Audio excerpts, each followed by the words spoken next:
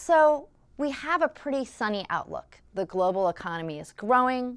We haven't yet forecast an inverted yield curve, so recession is at least a year, possibly 2 years away. But of course, there's always risks to the US and global economy. And on this graph, the risks are organized by probability and severity. First of all, I'm going to talk about Brexit. We know Brexit is coming, but it's not anticipated to be as severe as it once was, so it's not at a high level of severity. The second risk I want to hone in on today is the possibility of a trade war.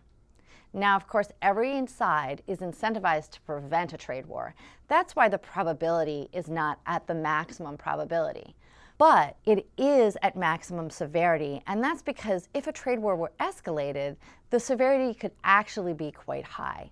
Now, there are some concrete ways that escalation of a trade war impacts the economic outlook.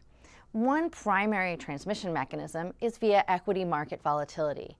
Now, we've seen elevated equity market volatility so far this year, and when we shock our model with higher volatility, we see corporate bond spreads rise, we see corporate investment fall, and this serves to slow GDP growth.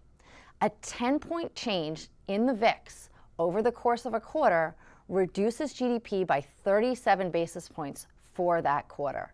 So we're keeping a close eye on what's happening in the equity markets and how noises of a trade war can impact the VIX and in turn impact GDP.